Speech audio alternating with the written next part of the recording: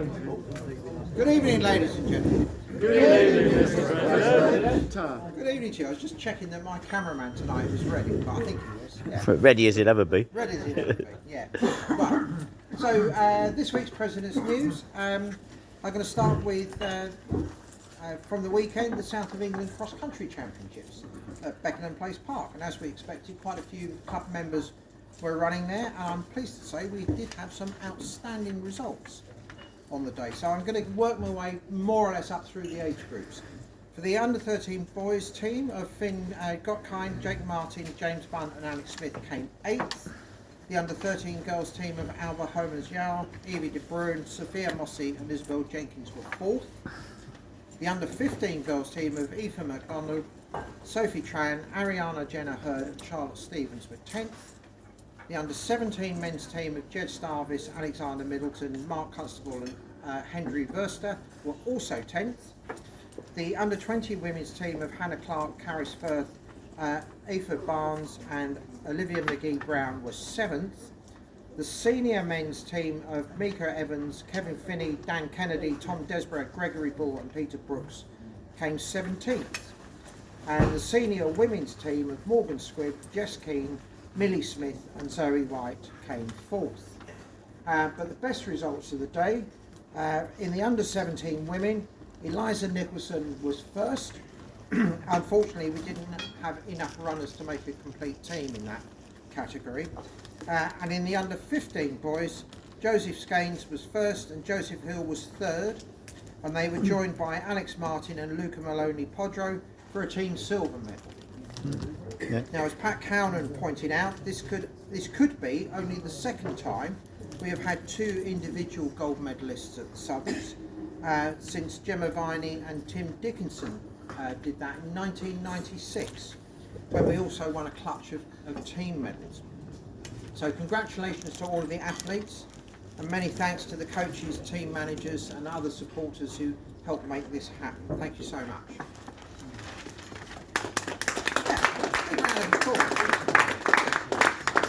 Have a bit of a red letter day actually, looking at those results. Now, going back a week to the Kent Schools Cross Country Championships, that was on Saturday the 20th of January.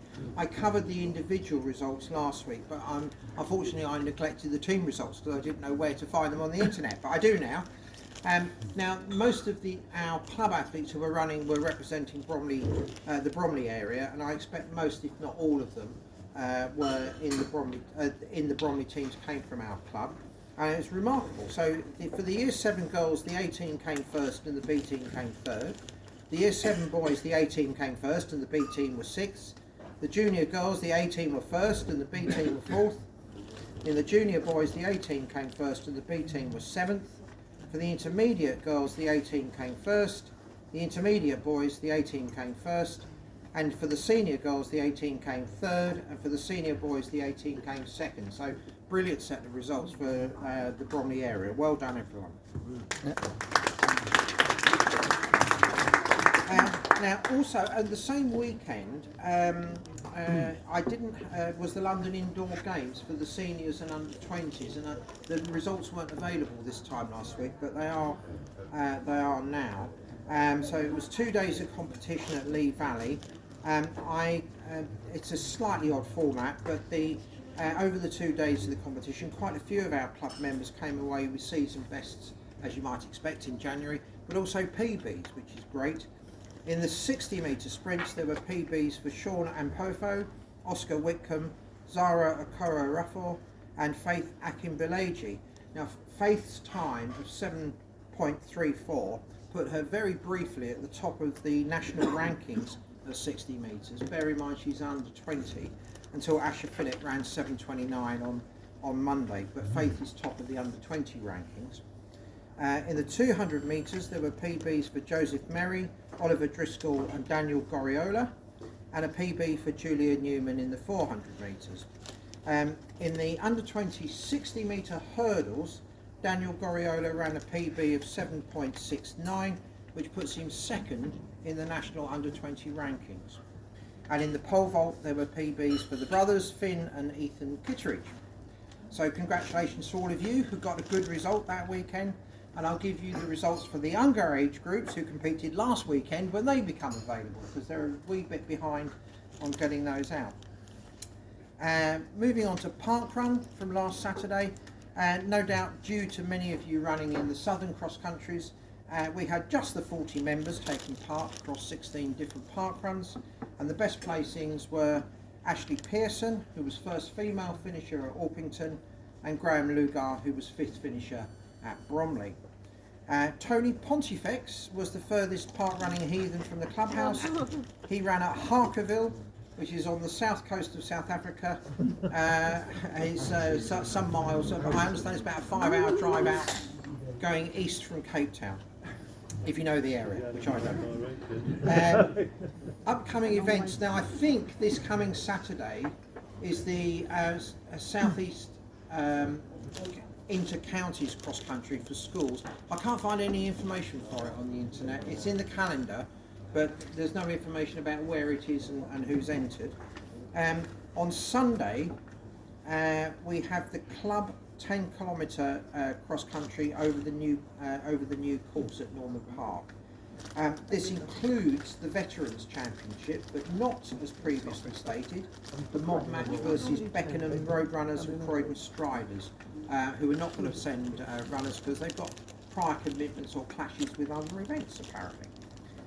The race should start at 11 o'clock. It will count for the Bennett Cup, and registration will be in the club room, £3 for members. Dave Beadle's going to put more information out on the social media channels. The following Saturday, 10th of February, will be the final Kent League cross country of the season. That will be for senior men and senior women only, also here at Norman Park, and also a Bennett Cup event. And in other news, unfortunately, the Burns Night Supper, which was due to happen Friday the 9th of February, has had to be cancelled as not enough tickets were sold.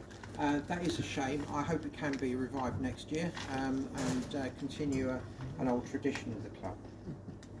I'm also been asked to let people know that if you would like to help with our contribution to the London Marathon baggage handling, to speak to David Appleton and get your name down for that team. It is well worth doing. We get money for the club for providing a baggage team. We also, of course, get a place in the following year's marathon for having provided a team. And David assures me that you get at least a free jacket and a sandwich lunch if you can make it. So do that if you can. I have last week's bonus ball in my other pocket, which was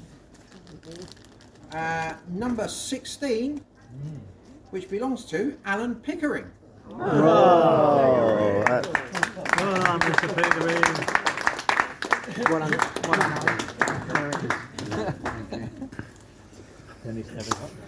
That is everything from me. Is there anybody else got any other news to share? Oh, there's a hand up over there. I just wanted to add to Tony's parkrun news. He actually ran a time that put him in second overall in his age group for that parkrun. Right. I couldn't find the age group stats for him. Oh no, they're Right. there. He's only got to find another 3 minutes. Another 3 minutes. Oh, I'm sure. He's over there for, I think, for a little while. He can train his way up to it. Anyone else for anything else? In which case, good night, everyone.